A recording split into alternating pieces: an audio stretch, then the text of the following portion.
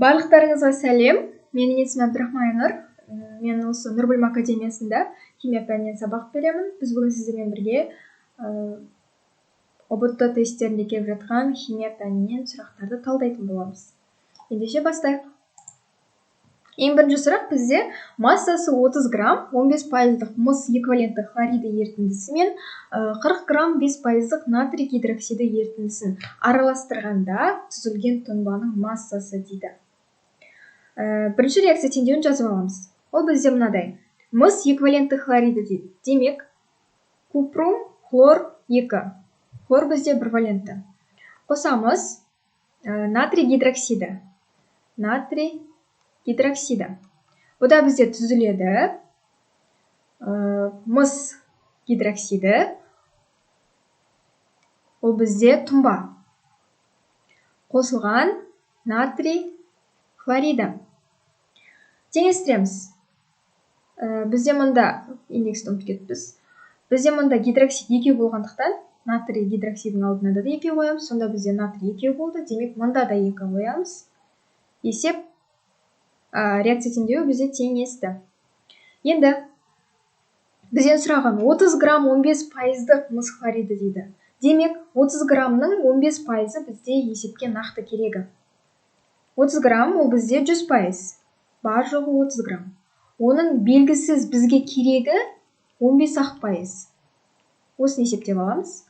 X тең сонда бізде 30-ды 15-ге көбейтіп 100-ге бөлетін болсақ, 4,5 грамм шығады. Келесі бізде бұл X1. Келесі бізде натрий гидроксиді.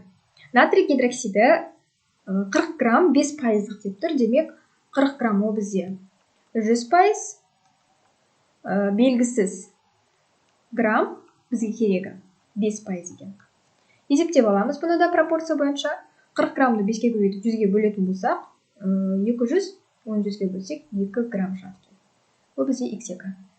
Енді осы екеуін араластырған кезде бізде түзілген тұнбаның массасы белгісіз. Яғни мыс гидроксидінің массасы бізде X грамм екен. Енді оны тауып алу үшін бізге ең алдымен моль саны керек, зат мөлшері. Зат мөлшерін қалай табамыз? Бізде мұнда екі шама беріліп тұр. Екі бірдей шама, екеуі де масса. Демек, бұлардың моль санын табу арқылы біз мыс гидроксидінің массасын таба аламыз. Бірақ қайсысын қолданатынымызды есептеу үшін бірінші жеке-жеке есептеп аламыз. Қайсысының моль саны аз, соны есепке қолданамыз. Біз так. Біріншісі. Масса берілген жағдайда бізде формула М бөлінген МР. М бізде массасы бізде 4-5 грамм. Купрум хлориді. Мыс хлориднікі. Мыс хлоридінің бізде молярлық массасы бізде қанша? Молярлық массасы мұнда жазып қояйық. МР 2. 64 қосылған 35-те 5-ке бөлсек 71. Дұрыс па? Сонда бізде шығады 135. 135-ке бөледі.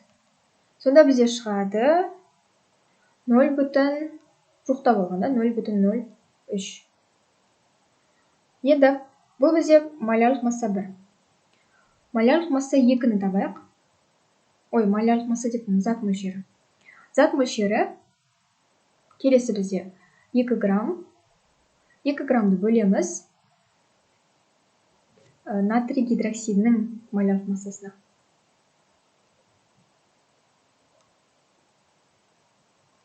Натрий гидроксидінің молярлық массасына.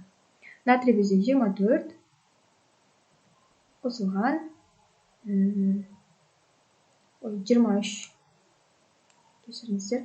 23 қосылған 16, мұнда 17. Сонда бізде болады 40, 40-қа бөлінемі.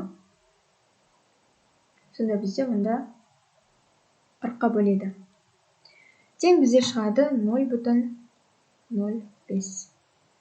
Бізде 0,03 үлкен бе, әлде 0,05 үлкен бе? Бізде 0,03 кішкентай, 0,5 ол бізде үлкен екен. Демек біз бірінші моль санын зат мөлшерін алады екенбіз есепке. Енді моль саны арқылы массаны табу үшін бізге mr керек. Қайсының mr? Әрине ол бізде тұнбаның молярлық массасы.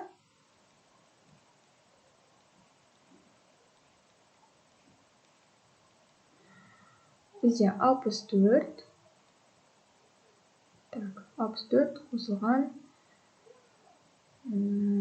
16, 17. 17-ні 2-ге көбейтетін болсақ, бізде 34 бірден жазайық. Сонда бізде шығады 98. 98. Енді масса тең 98 көбейтілген бізде мұндағы керегі 0,03 моль саны. Тең бізде шығады 2,94. Дұрыс па? 2,94. Бізде бірақ мұнда ондай жауап жоқ. Жоқта болғанда 2,96 шығады. Басқа шығарылу жолы жоқ. Тура осылай шығады. Демек біз 2,96-ны белгілейтін боламыз. Келесі бізде 1,4 грамм темір кесегіндегі зат мөлшеріне тең күкірт 4 валентті оксидінің массасы дейді. 1,4 грамм темір кесегіндегі зат мөлшеріне тең. Бұнда ешқандай реакция теңдеу қажеті жоқ. Темір бізде белгіленуі феррум, оны барлықтарымыз білеміз. 1,4 грамм. Бұның молярлық массасын табу үшін массаны біз mr-ге бөлеміз. Масса бізде 1,4 бөлінген феррумдікі бізде молярлық массасы 56-ға тең. Дұрыс па? 56-ға бөлетін болсақ, онда бізде шығады қанша? Есептеп жіберейік қазір. 1,4 бөлінген 56. 0,025. Енді бізде моль саны. Осы моль санына тең күкірттің 4 валентті оксидінің массасын табуымыз керек. Күкірттің 4 валентті оксиді деп отырғанымыз ол бізде SO2.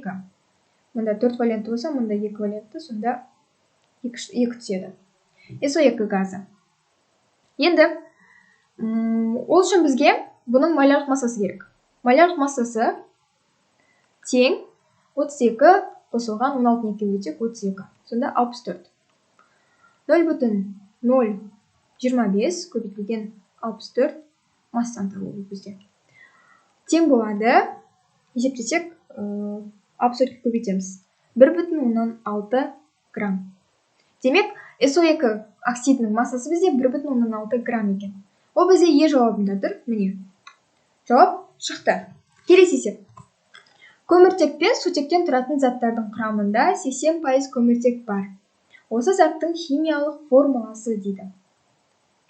Көміртек пен сутектен тұратын заттардың құрамында 80% көміртек бар. Бұны біз әрқайсысын жеке-жеке алып, олардың молярлық массалары арқылы зат бізде бар ғой. Олардың қалай дейміз, омега арқылы тауып аламыз. Омеганың формуласы ол бізде mr бөлінген mr емес, air, яғни атомдық массасын бөлеміз mr-ге, жалпы қосылыстың. Бұны көбейтеміз 100%-ға. Енді бізде бұлай жеке-жеке есептеп көрейік. CH4 ол бізде метан. Метандікін есептейміз. Омега тең метан бізде. Оның құрамында көміртек бізде біреу ғана. Демек 12.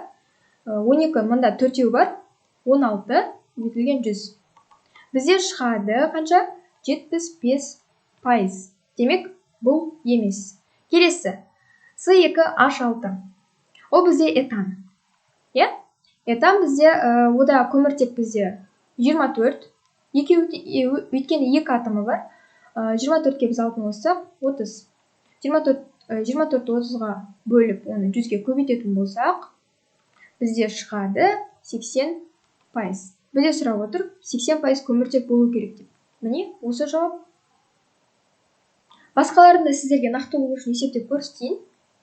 Жауапқа нақты сенімді болу үшін. С5 бізде. Бұл бізде пентан. С5 болған кезде 12-ні 5-ке көбейтетін болсақ, ол бізде 60, 60, мұнда 12-ні қосып жібереміз 72, 100-ге көбейтетін болсақ, бұл бізде шығады 83%. Келесі бізде Бутан. Бутанда С4. Так. 12-ні 4-ке көбейтетін болсақ, бізде 48. 48-ге 10-ды қоссақ, 58, 10 көбейтеміз 100-ге. Сонда бізде шығады 81 болу керек. 82,7. Келесі бізде ол пропан. Пропан, ода 3 атомы бар, көміртектің. 12 көбейтілген 3 ол бізде 36. 36-ны оған қосамыз 8-ді, сонда бізде 44, 44-ке бөліп 100-ге көбейтетін болсақ, тең бізде сонда шығады 81 болу керек. Есепте сайын 36 бөлінген 44 көбейтілген 100. 81 шығады. Жоқта болғанда шамамен 82%. Міне шықты. Демек бізде жауап В жауабы этан екен. Келесі есеп. 6,72 литр сутек газын алу үшін тұз қышқылында ерітілетін алюминийдің массасы дейді. Тұз қышқылында бізде алюминий ерітілген екен. Алюминий. Бізде шығады сонда алюминий ерітілетін алюминийдің массасы. Алюминий, так, 6,72 литр ерітілетін алюминийдің массасы. Жүрсе, алюминий 2, хлор бізде бір валентті ғой. Демек, алюминий хлор 3 болады. Қосылған сутек газы. Сутек газы бізде 6,72 литр. Тұз қышқылында ерітілетін алюминийдің массасы бізде алюминий белгісіз екен. Алюминийдің массасын табу керек. Демек, бірінші теңестіріп алайық. Так, мұнда 2 қойсақ, мұнда 6 қоямыз ба? 6 қоямыз, сонда 6, мұнда 3 қоямыз, теңесті ма? Теңесті. Мұнда 2 қояды екенбіз. Теңесті. Енді ерітілетін алюминийдің массасы. Келесі бізде алюминий 27 грамм бөлінген моль. Біздің алдымызда коэффициент, алюминийдің алдында коэффициент 2 болғандықтан, оны 2 көбейтіп жіберсек 54 болады екен. 54 грамм бөлінген моль. Келесі бізде сутектің зат мөлшер, қалыпты жағдайдағы көлемі. Қалыпты жағдайдағы көлем сіздер білесіздер 22,4 ол бізде. Оның сутектің алдында бізде 3 деген коэффициент тұрғандықтан 22,4-ті біз 3-ке көбейтіп жібереміз, сонда бізде 67,2 шығады. Литр бөлінген моль әрине. Пропорция арқылы шығара саламыз. 54 көбейтілген 6,72 бөлінген 67,2. Бізде шығады 5,4 грамм. 5,4 грамм деген жауап бар мұнда. Бар екен, ол бізде Е жауабы. Жауап шықты. Келесі есеп. 35,4 грамм калий карбонатына 14,6 грамм тұз қышқылымен әсер еткенде түзілген газды кальций гидроксидінің ерітіндісі арқылы өткізгенде түскен тұнбаның массасы дейді. Калий карбонаты ол бізде калий СО3, мұнда 2 өткен бізде калий СО3, калий 1 валентті болса, СО3 бізде 2 валентті. Калий карбонаты тұз қышқылымен әсер еткенде H-хлор. Тұз қышқылымен әсер еткенде түзілген газды, яғни бізде газ түзіледі, осыны түскен кезде калий хлориді қосылған СО2 газы және су бөлінеді. Теңестірудің қажеттілігі бар ма? Бар, мұнда 2 қоямыз. Мұнда 2 қойсақ, калий бізде 2 дұрыс, хлор бізде мұнда да 2 қоямыз. СО3 дұрыс теңесті. Енді 34,5 грамм калий карбонаты, 14,6 грамм тұз қышқылы. Түзілген газ бізде СО2 газы. Осыны табуымыз керек. Ең алдымен СО2 газы арқылы өткізгенде түскен тұнбаның массасы. Кальций гидроксидін. Демек 2 теңдеу жазамыз. Реакция теңдеуі. Кальций гидроксиді ол бізде кальций OH 2 еселенген. түзілген газды кальций гидроксидінің ерітіндісі арқылы өткізгенде делінгендіктен түзілген газ бізде СО2 газы. Бізде түзіледі кальций карбонаты, кальций СО3 және су түзіледі екен. Теңестірудің қажеттілігі бар ма? Жоқ екен. Жоқ екен. Келесі, бізде түзілген тұнбаның массасы. Кальций карбонаты ол бізде тұнба. Біз осыны табуымыз керек. X грамм белгісіз. Бұны табу үшін біз алдымен СО2-ні тауып алуымыз керек. Мына СО2-ні. СО2 мында тұр. Бірінші осы сияқты аламыз. Енді бізде екі шама берілген. Біз бірінші моль сандарын тауып аламыз. Қайсысының моль саны кіші болады, сол бойынша біз СО2 газының массасын тауып аламыз. В1 кешіріңіздер. Зат мөлшері 1 тең 34-те 5 бөлінген МР. МР мында жаза салайық. Калий бізде так 39, я?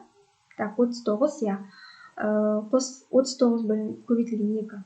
Қосылған С бізде 12, қосылған оттек бізде 3 атомы 48 дейді.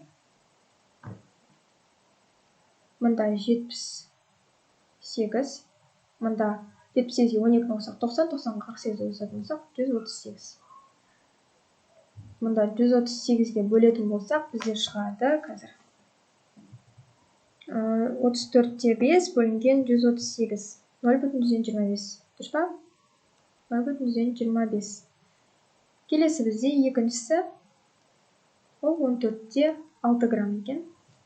Бұның молярлық массасы бізде МР бізде 36-да. 35-те 5 бізде. Оған 1-ді қосамыз 36-та 5. Алдындағы 2 деген коэффициенті бар. 36-та 5-ті 2-ге көбейтетін болсақ, онда бізде 72-73 шыға ма? 73 шығады, е? 73. Онда 73 жазамыз. Тең бізде болады 14-те 6 бөлінген 73. 0,2. Бізде 0,25 кіші ме, әлде 0,2? Оннан 2 кіші ме? Әрине 0,2 кіші. Осыны аламыз есепке. Мұнда 0,2. Жоқ. Ешқандай коэффициент жоқ бізде мұнда, сондықтан бірден аламыз. 0,2 массасын табуымыз керек біз кальций карбонатының. 0,2 бізде СО2 газы тең болды ғой. Демек, мұнда ешқандай да коэффициент жоқ. Демек, сол моль санын алып кеп, біз кальций карбонатына қолданып ала берсек болады екен. Ашып түсіндіріп жатқаным осы сіздерге. Кальций карбонаты бізде 100-ге тең. Молярлық массасы, иә? 100-ге тең. Жоқ, біз бірінші мұнан есептеп аламыз. Кешіріңіздер. СО2 газы. СО2 бізде мұнда СО2 газын есептемеппіз ғой мұнда бәсе. Бізде белгісіз грамм болып тұр ғой. Мұнда 44 СО2 газының молярлық массасы. Сонда бізде мұна 0,2 арқылы оның массасын тауып аламыз СО2 газының. 44 көбейтілген 0,2. Сонда бізде шығады қанша? 0,2-ге көбейтсек.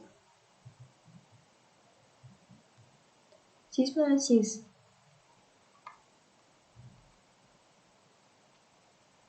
8,8. Мұнда жазамыз 8,8 грамм ол бізде СО2 газ екен.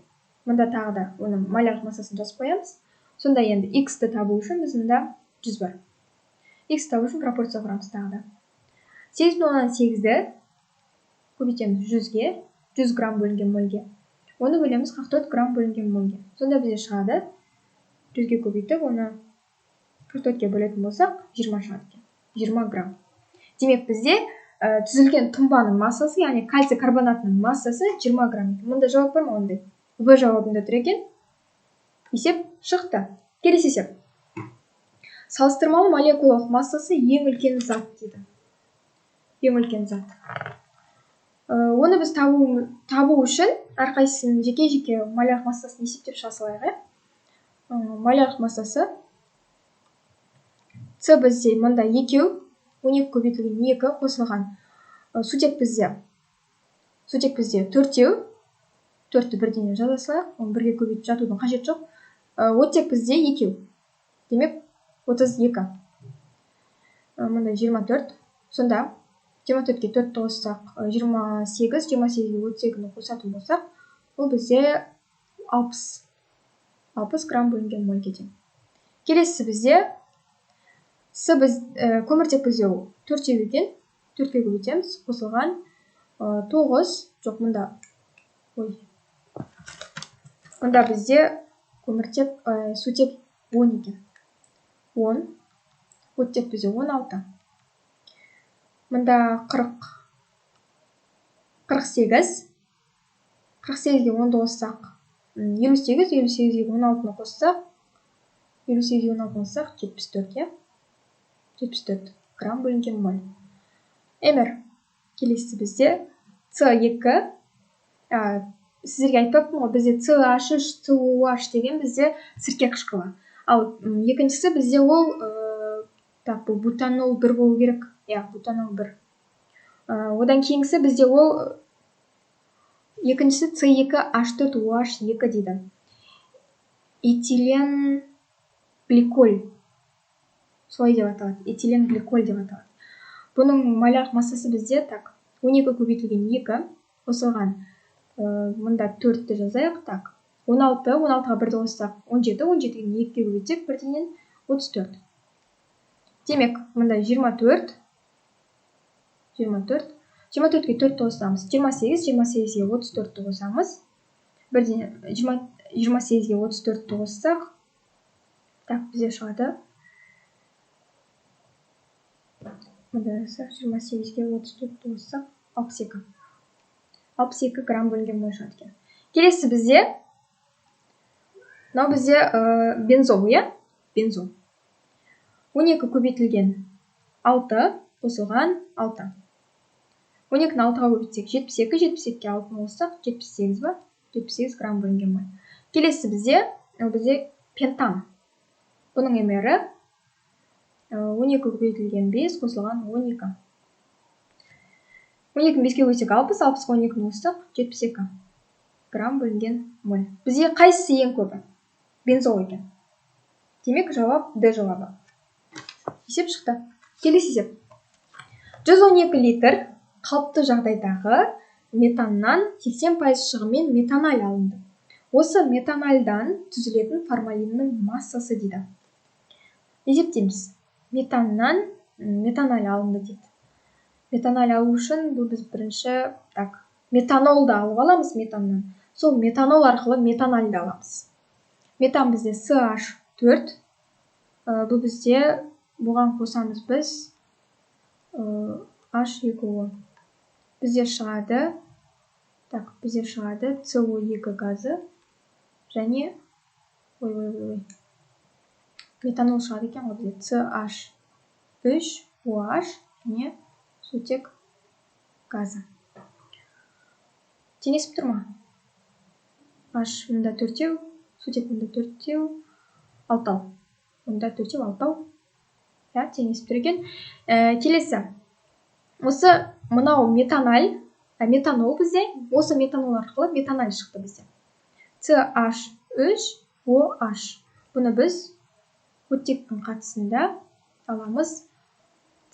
Метанальды аламыз. CH2O қосылған су бөлінеді. H2O. Бізде мұнда оттек екеу. Жоқ, мұнда үшеу екен. Демек біз мұнда H3OH. Мұнда 2 ғой, көрсек.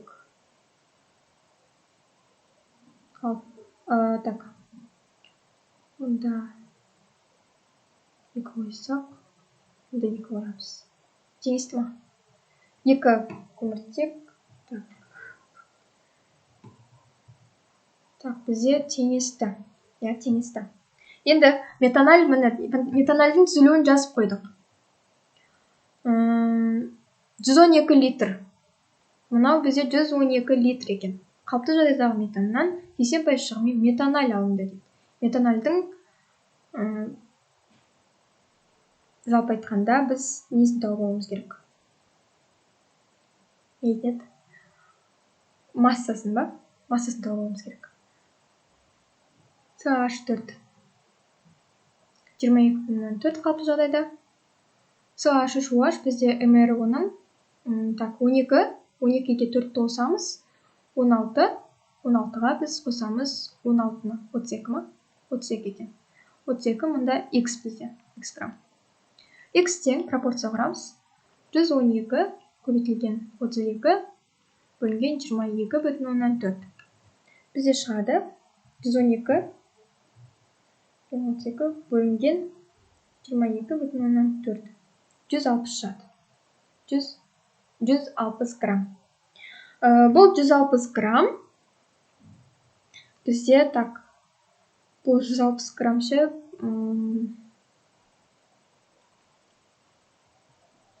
так, шығыммен метаналь алынды.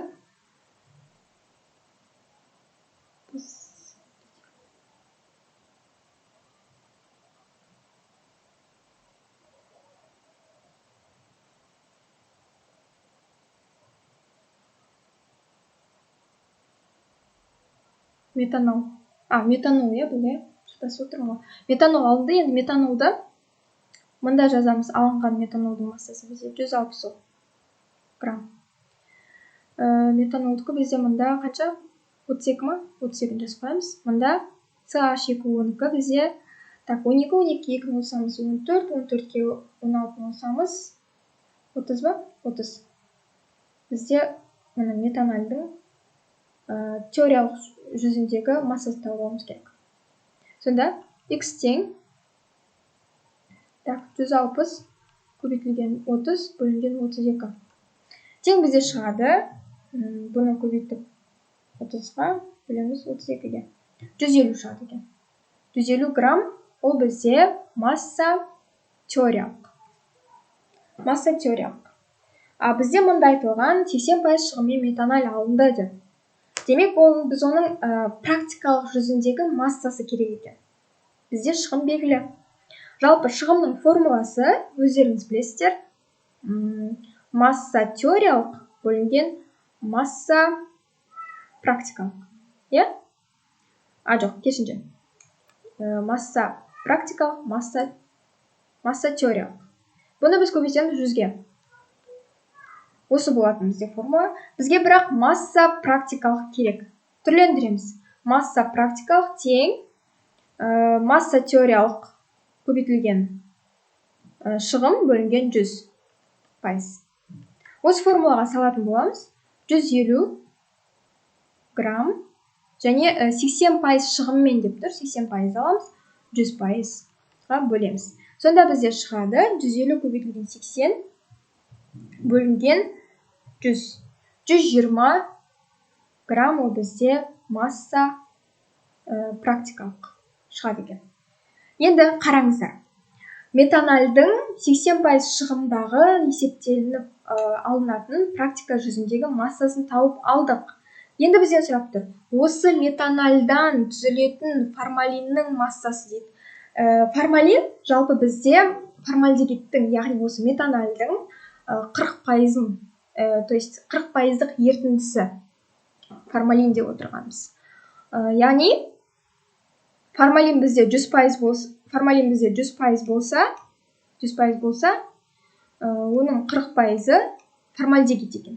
Яғни біздің осы метаноліміз 120 грамм, 100% бізде белгісіз. Формалиннің массасы ол бізде. X тең 120, жазылай мұнда 100 көбейтілген кезде 2 0 тіркейміз. Оны 40-қа бөлеміз, сонда бізде шығады 300 грамм. Жауабы 300 грамм екен. Онда жауап бар ма мұнда? 300 грамм. Жауабында тұр екен. Есеп шықты. Келесі бізде эквивалентті 6 грамм белгісіз металл сумен әрекеттескенде 3,36 литр сутек бөлінген дейді. Эквивалентті металл. Металл сумен әрекеттескенде бізде бөлінді металл, металл оксиді және сутек газы. Бізде эквивалентті болғандықтан, оттегімізде эквивалентті ешқандай индекс түспейді. Және бізде барлығы теңесіп тұр, ешқандай теңесудің қажеті жоқ. 6 грамм. Металлымыз 6 грамм екен, белгісіз металлымыз. Енді оны сумен айтқанда 3,36 литр сутек. 3,36 литр сутек бөлінген. Бізде қалыпты жағдайда ол 22,4-ке тең. Дұрыс па? Енді металлдың бізде молярлық массасы белгісіз. Сол молярлық масса арқылы біз металлдың қандай металл екенін тауып ала алады екенбіз. X тең 6 грамм көбейтілген 22,4 бөлінген 3,36 тең. Көбейтіп жібереміз. 6 көбейтілген 22,4 бөлінген 3,36. Сонда бізде шықты 40 грамм бөлінген моль. 40 бізде қандай металлдың молярлық массасы? Әрине, ол бізде кальций. Кальций мұнда бар екен, Д жауабында тұр. Есеп шықты. Келесі есеп. Метан 98% құрайтын болса, 1 метр куб табиғи газдағы метанның массасы қалыпты жағдайдағы. 1 метр куб жалпы табиғи газдың жалпы 100% табиғи газ. Соның көлемі бізде 1 метр куб екен. 1 метр кубты біз литрге айналдырған кезде, мұнда жазып қойын, бізге литрмен есептеген ыңғайлы өткен. 1 метр кубты литрге айналдырған кезде, ол бізде 1000 литрге тең. Мұнда 1000 литрді бірденен жазылайық. 1000 литр. Ал 98% оның метан газы екен. Белгісіз литр. X тең, ол сонда бізде 98 көбейтілген 980 ба? 98 көбейтілген 100 бөлінген 1000. 1000 көбейтілген 100. 980 грамм. 980 литр. 980 литр. Жалпы осының енді 1 метр куб табиғи газда метанның массасы қандай? CH4, CH4, молярлық массасын тауып аламыз. Молярлық массасы бізде В бөлінген ВМ көлемге қатысты болса, ал массаға қатысты болса, ол бізде масса бөлінген МР. Мұна екеуін біз теңестіре салсақ болады екен. Мұнда жазып қойайын. В бөлінген ВМ тең масса бөлінген МР. Бізде масса белгісіз, өйткені барлығы бір зат, бір қосылыс метан туралы айтып жатыр. Сондықтан осылай біріктіре салғанымыз өзімізге ыңғайлы екен. Масса тең көлем көбейтілген молярлық масса бөлінген қалыпты жағдайдағы көлем. Енді осы формулаға біз салып есептейміз. Масса тең қалыпты жағдайда көлем бізде 980 литр шықты. Көбейтілген молярлық массасы метандық бізде 12 қосылған 4. CH4 қой екен. Сонда бізде көбейтілген 16. Бөлінген қалыпты жағдайдағы көлем 22,4. Тең болады 980 көбейтілген 16 бөлінген 22,4. Бізде 700 шығады екен. 700. Міне. Жауап мұнда С жауабында тұр. Есеп шықты. Келесі есеп. Мәтіндік есеп екен. Металдар ерекше қасиеттеріне байланысты өте пайдалы болып табылады, алайда оларды қолдану үшін алдымен металдар мен олардың қосылыстарынан тұратын металл кендерінен бөліп алу керек. Көптеген металдар табиғатта таза күйде кездеспейді. Олар минералды қосылыстар түрінде, оттегі және басқа бейметалдармен біріккен түрде кездеседі. Оларды бөліп алу үшін химиялық әдістер қолданылады. Белсенділігі төмен металдар үшін кенді ауада қыздыру жеткілікті. Белсенділігі орташа қорғасын темір сияқты металдарды алу үшін көміртегі немесе көміртек моноксиді сияқты оттекті ығыстыратын тотықтырғыш агенттер қолданылады дейді. Белсенділігі жоғары калий, алюминий сияқты металдарды игеру үшін электролиз әдісі қолданылады. Электролиз әдісіне балқытылған кен арқылы электр тоғы жіберіледі. Ыстық сұйықтыққа еркін қозғалатын иондар бар уақытта олар электр тоғын өткізеді. Енді бізден сұрап тұр, белсенділігі жоғары металл дейді. Белсенділігі жоғары металдар калий, алюминий сияқты металдарды игеру үшін электролиз әдісі қолданылады. Бізге жалпы бұның қажет жоқ. Белсенділігі жоғары металдар бізде Бекетов қатары бар ғой. Сіздерде периодтық кесте бар шығар. Сода да көрсетіліп тұратын болу керек. Бекетов қатарында бізде алюминийге дейінгі аралық, литийден бастап белсенді металдар болып табылады. Олардың аралығында бізде мысалы алып қарайық, цинк бізде белсенді металға жатпайды, белсенділігі жоғары металға. Алтын бұл төмен металл болып саналады. Мыс бізде орташа болып саналады.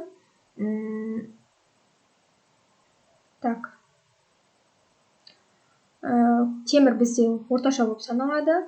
Натрий бізде белсенділігі жоғары металдардың бірі екен. Яғни литий мен алюминийдің аралығында орналасқан металл. Демек бұл бізде натрий. Жауап. Келесі сұрақ бізде мыс эквивалентті сульфатының ерітіндісін электролиздегенде анодта мыс эквивалентті сульфатының электролиздегенде анодта 4,48 литр, қалыпты жағдайда оттек бөлінсе, катодта түзілген мыстың массасы дейді. Мыс сульфаты эквивалентті болса бізде куб емес тұр. Бұны электролиздегенде, яғни H2O бізде шықты, оттек бөлінсе, металл бөлінеді, оттек газы бөлінеді, және бізде бөлінеді H2SO4, яғни күкірт қышқылы бөлінеді. Сульфаттың ерітіндісінде электролиздегенде анодта оттек бөлінсе, яғни бізде анодта оттек бөлініп тұр. Ол бізде 4,48 литр екен. Катодта түзілген мыстың массасы X грамм. Мына бізде теңестірудің қажеттілігі бар ма? SO4 бізде мұнда оттек аз екен, оттек мұнда екеу, мұнда есеу болып тұр. Демек мұнда 2 қойсақ 8. Мұнда да 2 қойымыз керек болады. 4-еу, 6-ау, мұнда 4-2-еу. Дұрыс есептелінді ма? Мұнда да 2 қойымыз. Болды, теңесті. Енді анодта 4,48 литр оттек бөлінсе, катодта түзілген мыстың массасы дейді. Мынау бізде қалыпты жағдайда 22,14. Ал мыстың бізде молярлық массасы 64-ке тең. 64 2 коэффициент тұр алдында, демек ол бізде 64 2-ге өтетін болсақ 128-ге тең, 128. X тең 128 көбейтілген 4,48 литр. Ол бізде бөлінеді 22,4. Тең бізде шығады 128 көбейтілген 4,48 бөлінген 22,4. 25-те 6 грамм екен. Мыстың массасы. Мұнда ондай жауап бар ма? Жауабында тұр. Жауап шықты. Келесі есеп. Балқыманы электролиздеу арқылы алынатын металл дейді. Бізде жаңа оқыдық, белсенділігі жоғары металдар, оларды алу үшін біз электролиз әдісін қолданамыз. Демек, балқыманы электролиздеу арқылы алынатын металл бізде белсенді металл болып тұр. Белсенді металл. Қараймыз мұнда. Плюмбум бізде белсенділігі жоғары металға жатпайды. Алюминий бізде белсенділігі жоғары металға жатады. Платина бізде белсенділігі жоғары металға жатпайды. Темір бізде жатпайды. Станның бізде жатпайды. Демек, бізде алюминий деген бір ғана жауап тұр мұнда. Алюминийді белгілейміз. Келесі. Белсенділігі натрий хлориді ерітіндісін электролиздегенде анодта түзілетін газ дейді. Натрий хлоридін электролиздегенде бізде бөлінетін газ. Натрий хлориді қосылған су бізде бөлінеді сутек газы және хлор газы. және натрий гидроксиді. Теңестірудің қажеттілігі бар екен. Мұнда 2 қоямыз, өйткені хлор мұнда 2. Мұнда 2 қоямыз. Сонда мұнда 2 қоямыз, е? Теңесті. Енді анодта бізде катодта сутек газы бөлінді. Міне, катодта сутек газы бөлініп тұр. Анодта бізде хлор газы. Демек, біз мұнда сутек газын шатастырып белгілеп жүрмейміз. Бұл бізде себебі ол бізде катодта бөлініп тұр. Мына нәрсені ұмытпайықшы. Бекетов қатарында бар ғой бізде литийден алюминийге дейінгі аралық. Жалпы литийден алюминийге дейінгі аралық бізде катодта міндетті түрде сутек газы бөлінеді. Сондықтан анодта деп сұрап тұрғандықтан біз газ дегенге сутек газын белгілеп шатасып жібермейік. Бізде хлор газы анодта бөлініп тұр. Демек, хлор газын белгілейміз. Мына жауап емес. Келесі. 20% 200 грамм күміс нитратының ерітіндісін электролиздегенде 1,2 литр газ бөлінген болса, реакцияға қатыспаған күміс нитратының массасы дейді. Күміс нитраты бізде аргентум NO3, электролиздегенде бізде бөлінеді, күміс металл бөлінеді, және H2O бөлініп шығады мұнда, және оттек газы бөлінеді. Теңестірудің қажеттілігі оттек мұнда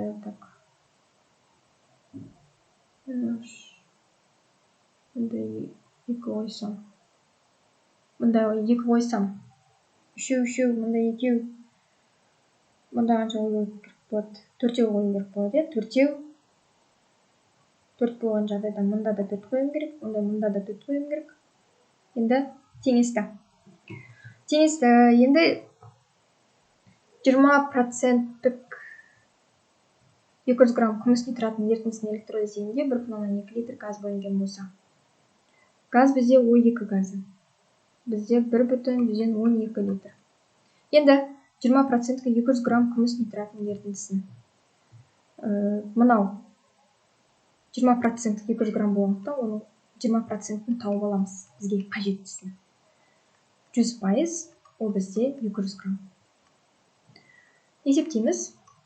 Тең бізде 4000 40 грамм, 40 грамм шықты. Демек, 40 грамм бұл бізде күміс нитраты. Күміс нитратының бізде молярлық массасы 170-ке тең. 170-ке. Енді біз мұнда қалыпты жағдайда 22,04-ге тең. Енді осыны пропорция арқылы шығарамыз. 40 грамм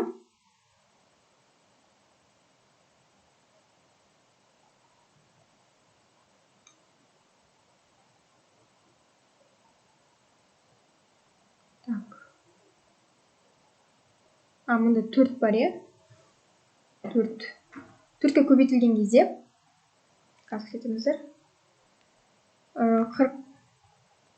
170-ті 4-ке көбейтсек бізде 680 шығады. Мұнда демек 680 болады.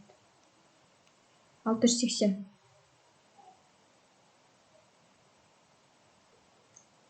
Біз мұнда массаны тауып алуымыз керек. Ол X граммда. 680 грамм. 680 көбейтілген 1,12 бөлінген 22,4. Бізде шығады 1,12 бөлінген 22,4. Бізде шығады 34. 34 шығады. Енді бізде жаңа есептеп алдық. Жалпы практика бойынша бізде 40 грамм болған. Бірақ біз бұда 34 граммы ғана есептеліп шығып тұр күміс нитратының. Демек, реакцияға қатыспаған күміс нитратының массасын табу үшін жалпы шығу керек массадан біз шыққан массаны азайтамыз. Реакция бойынша бізде 34 грамм шықты. Ол бізде 6 грамм. Жауап 6 грамм екен. Демек реакцияға бізде 6 грамм қатыспады. Келесі есеп. 180% мыс және 20% мырыштан тұрады. Құрамында 130 грамм мырыш бар, жездің массасы. 80% мыс дейді. Құрамында 130 грамм мырыш бар, жездің массасы. 130 грамм мырыш бізде 20% құрайды екен, жездің құрамындағы. Демек, мырыштың 130 граммы бізде 20%. Біз табуымыз керек 100%. Ол бізде жездің массасы жалпы. X тең 130-ды 100-ге көбейтіп, оны 20-ға бөлетін болсақ, так, 750 шыға ма? Да. 7500 ба? Қанша шығады? Көбейтілген 100 бөлінген 20. 650 шығады екен. Ойбай. 650 шығады екен. Қазір 650. Міне, жауап Е жауабы. Жауап шықты. Келесі есеп. Темір 3 валентті сульфатындағы металдың массалық үлесі дейді. 3 валентті сульфатындағы металдың массалық үлесі. Феррум SO4 бізде 2 валентті болса, мұнда 3, е? Металдың массалық үлесі дейді.